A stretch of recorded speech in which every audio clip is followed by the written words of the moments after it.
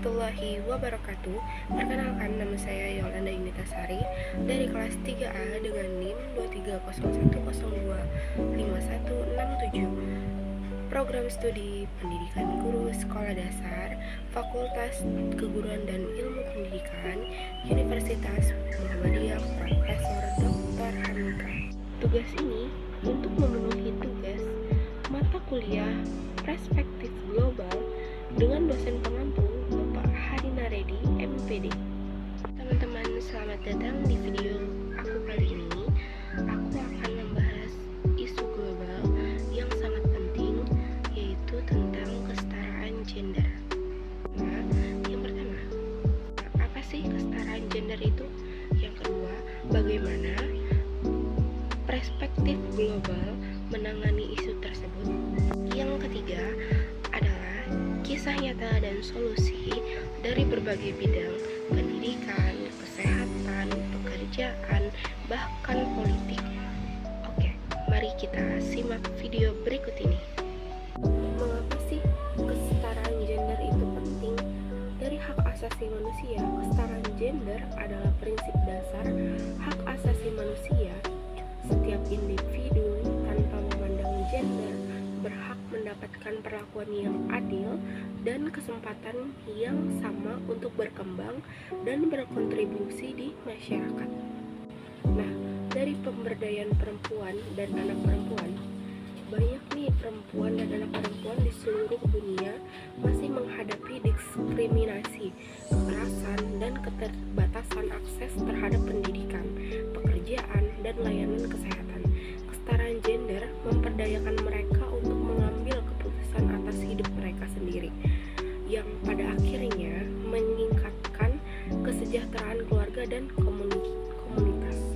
Pertumbuhan ekonomi global, ketidaksetaraan gender di tempat kerja, seperti kesenjangan upah dan kurangnya representasi perempuan di posisi kepemimpinan, menghambat potensi ekonomi global.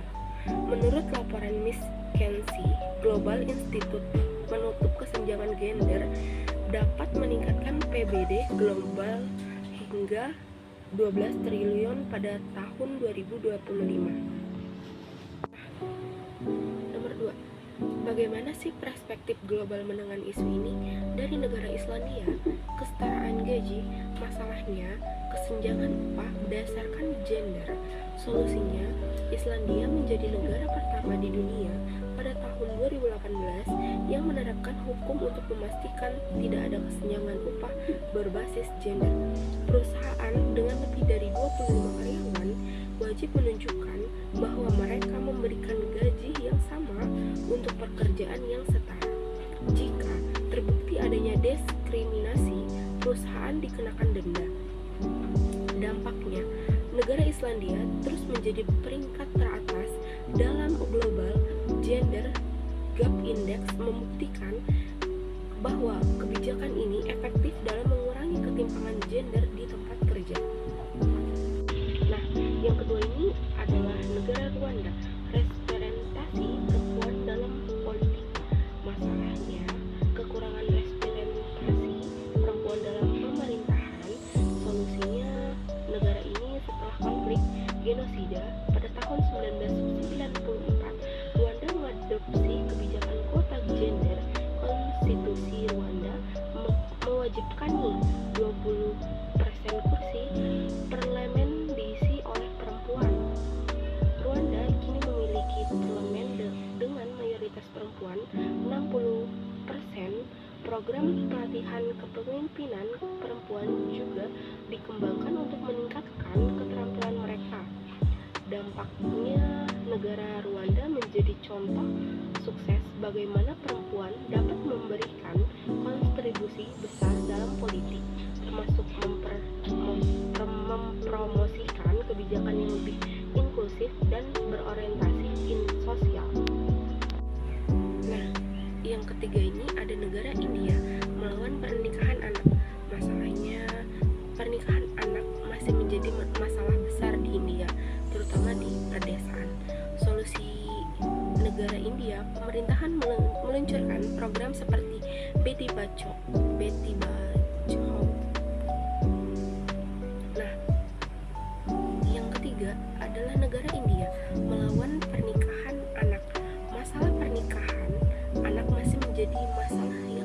besar di India, terutama di pedesaan. Solusi negara India adalah pemerintahan meluncurkan program seperti Beti Bachao, Beti Padhao, selamatkan anak perempuan, didik anak perempuan. Kampanye nasional untuk meningkatkan kesadaran tentang bahayanya pernikahan anak dan pentingnya pendidikan bagi perempuan. Penyediaan insentif keuangan bagi keluarga yang mendukung pendidikan anak perempuan. Dampaknya, angka pernikahan anak turun dari 47% pada tahun 2025 menjadi 27% pada tahun 2021. Program ini juga meningkatkan partisipasi perempuan dalam pendidikan. Nah, yang keempat ini negara Pakistan. Perjuangan Malala untuk pendidikan perempuan. Masalahnya diskriminasi terhadap anak perempuan dalam pendidikan, terutama di daerah konflik. Nah, solusi negara Pakistan, Malala Yousafzai, aktivis pendidikan, memulai kampanye global untuk hak anak perempuan bersekolah. Malala pun bekerja di negara-negara seperti Pakistan, Nigeria, dan Afghanistan untuk memastikan pendidikan anak perempuan. Kampanye ini juga menekankan pemerintahan untuk meningkatkan investasi di sektor pendidikan.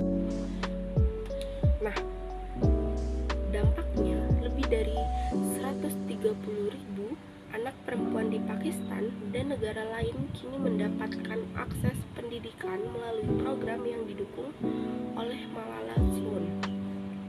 Yang ketiga itu kisah nyata dan solusi di berbagai bidang seperti pendidikan, pekerjaan, kesehatan, hingga politik.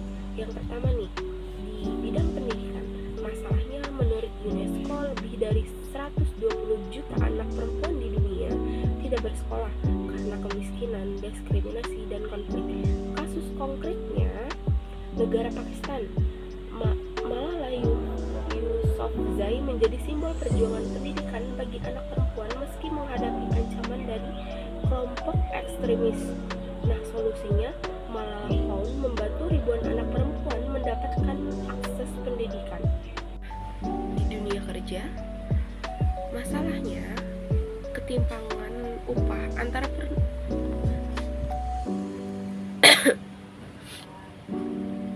Nah, di dunia kerja, masalah ketimpangan upah antara perempuan dan laki-laki masih menjadi isu global. Perempuan juga lebih sering terjebak dalam pekerjaan informal tanpa perlindungan sosial. Kasus konkretnya, negara Amerika Serikat, gerakan Equalify for Equal Work terus mendorong legislasi kesetaraan gaji. Negara Skandinavia, kebijakan cuti untuk orang tua yang fleksibel membantu mengurangi beban pekerjaan domestik pada perempuan. Nah, yang ketiga ini, kekerasan berbasis gender. Masalahnya biasanya kekerasan berbasis gender adalah salah satu pelanggaran hak asasi manusia yang paling umum di dunia. Kasus konkretnya biasanya di negara Kanada. Kampanye Me Too mendorong korban untuk berbicara dan meningkatkan kesadaran global. Keempat adalah bidang kesehatan. Masalahnya, perempuan seringkali memiliki akses terbatas terhadap layanan kesehatan, terutama dalam bidang kesehatan reproduksi. Kasus konkretnya di negara WHO, program Every Woman, Every Child membantu menurunkan angka kematian ibu selama kehamilan dan persalinan di Afrika. Di Bangladesh, inisiatif kesehatan reproduksi berbasis komunitas membantu perempuan di perdesaan mendapatkan akses layanan kesehatan. Nah, tantangan kesetaraan gender di Indonesia. Yang pertama, budaya patriarki. Mari kita mulai dengan budaya patriarki, sebuah sistem sosial yang telah mengakar dalam masyarakat Indonesia selama berabad-abad. Budaya patriarki adalah salah satu tantangan terbesar dalam mewujudkan kesetaraan gender di Indonesia. Dalam masyarakat patriarkial, laki-laki sering dianggap sebagai pemimpin keluarga dan pengambil keputusan utama, sementara perempuan dibatasi pada peran domestik seperti menjadi ibu rumah tangga dan pengasuh anak.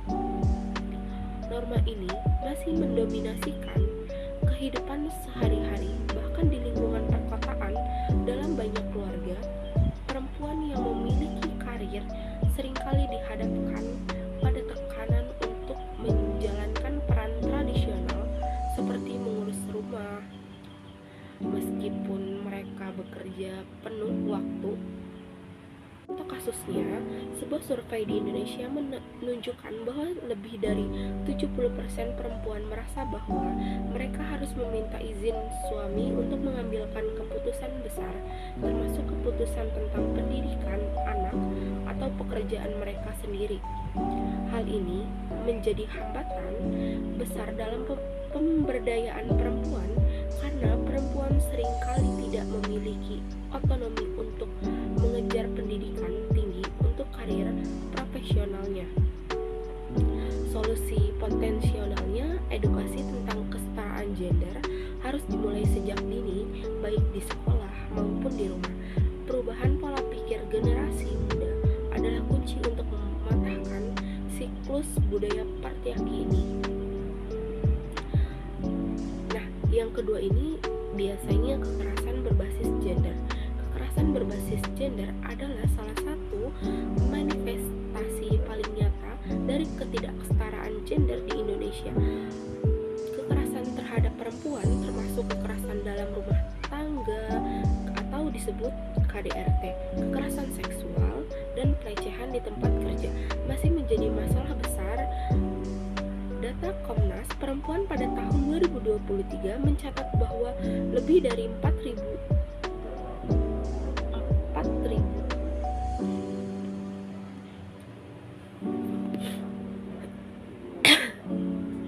Data Komnas Perempuan pada tahun 2023 mencatat bahwa lebih dari 400.000 kasus kekerasan terhadap perempuan dilaporkan di Indonesia.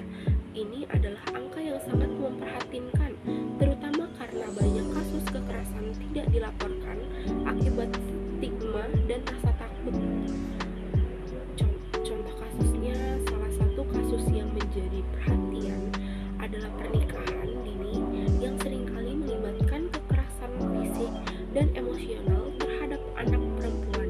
Dalam banyak kasus, perempuan yang menjadi korban KDRT seringkali memiliki akses ke layanan perlindungan atau dukungan hukum.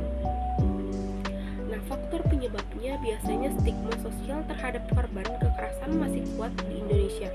Bahkan korban merasa malu untuk melapor karena takut disalahkan oleh masyarakat. Lemahnya penegakan hukum juga menjadi masalah.